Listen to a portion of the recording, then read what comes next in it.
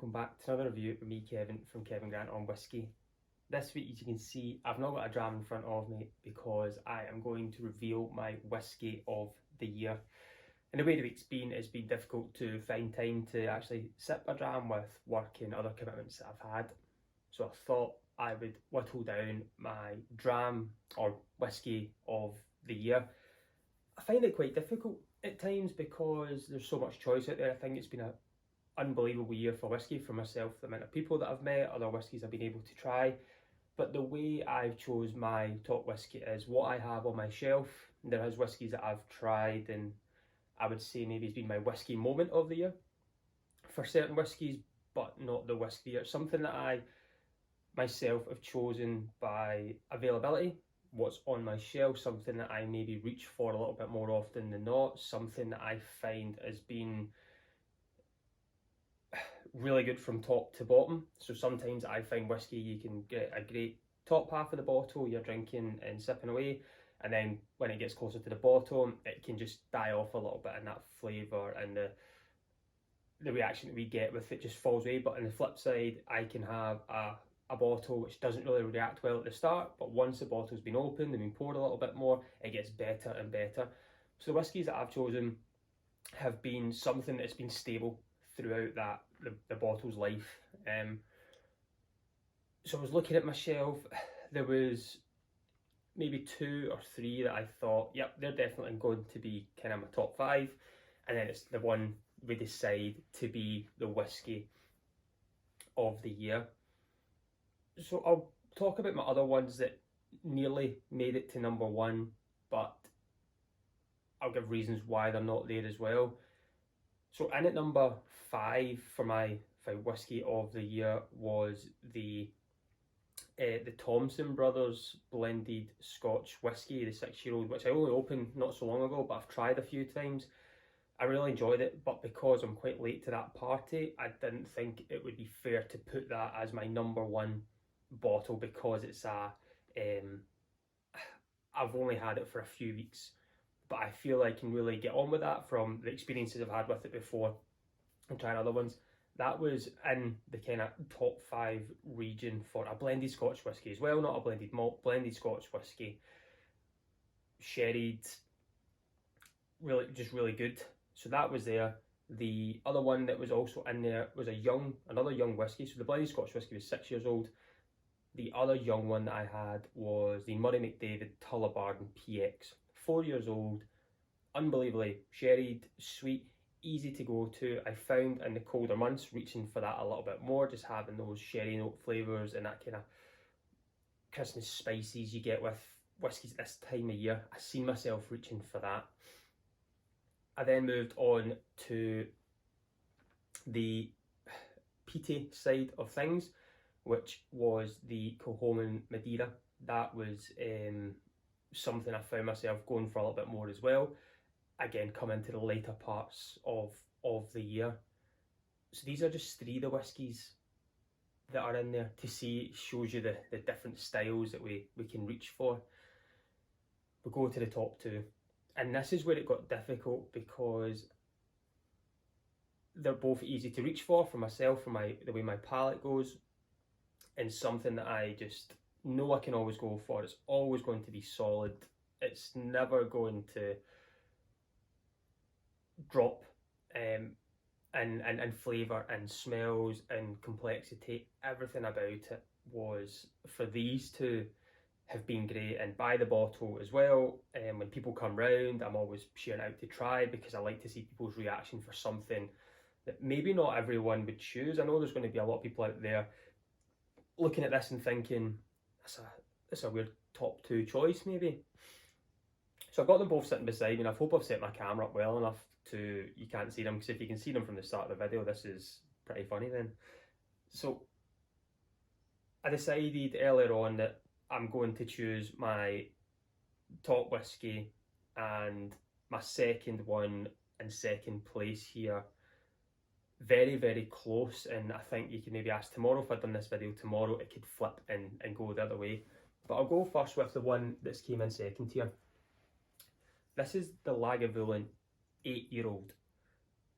8-year-old, 48% ABV. This was £38 from Tesco supermarket in the UK. I picked this up with a club card deal. I think it's usually 45. But this was just a different style for Lagavulin. The 16 is aged. It's what we all love. If a lot of people, myself included, was the 16-year-old got me into whiskey. Finding this as a replacement, thinking it's half the price of the 16. Yes, it's half the age, so okay, and a good price. And I've really, really enjoyed this expression. I think I have a 16 there, but I think this will be getting replaced more often than the 16-year-old.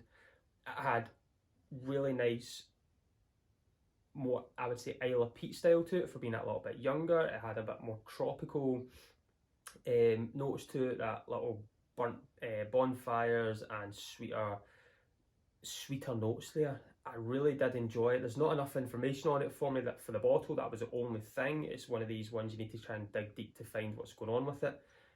But 48%, it's 5% ABV more than the 16.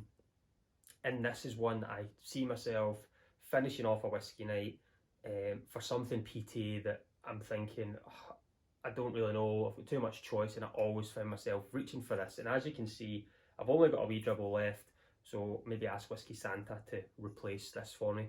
So this was number 2. Number 1, my whiskey of the year.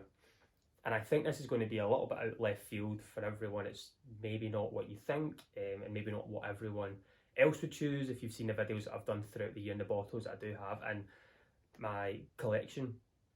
But my whiskey of the year is a Highland whiskey, and it is a single grain as well, and it is the Loch Lomond single grain. This kind of blew me away for the price of it. The bottle, I think, £27, 46%, non-chill filtered, natural colour.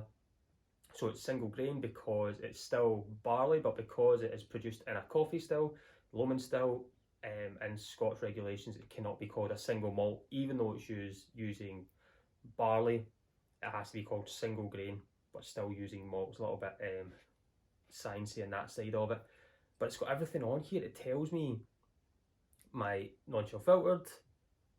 It's a great whiskey. It is light. It is really tropical, pineapple, peachy, syrupy, long mouthfeel.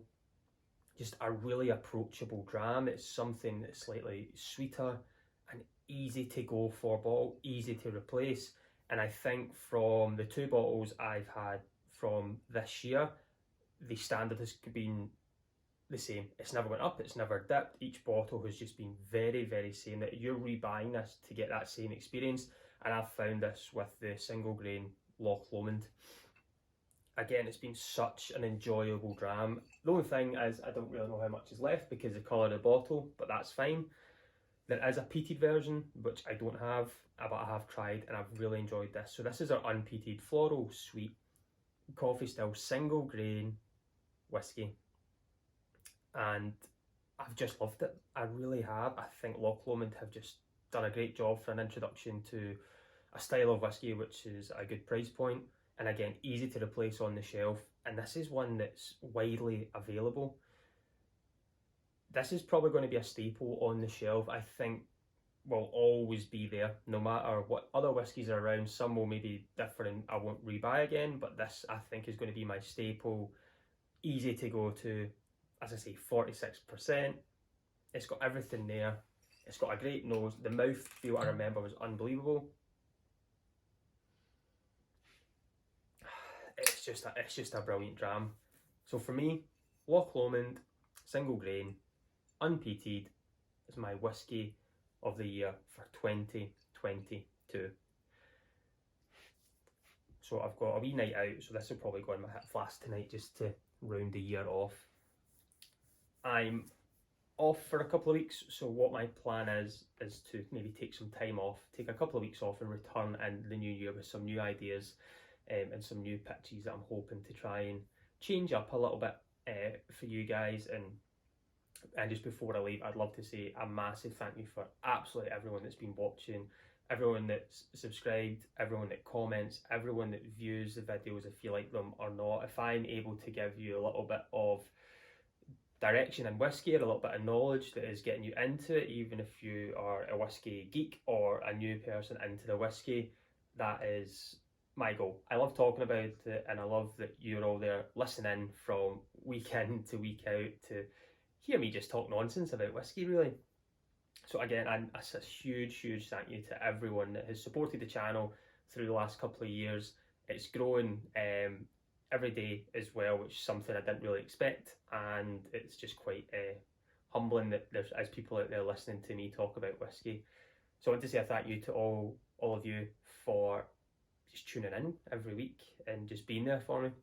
So I don't unfortunately have a dram to raise a toast to you all, but if you do follow me on my socials, on Instagram and things, I'll be out tonight, which the video will go out tomorrow, and I'll raise a wee glass to everyone there just prior to this video going out.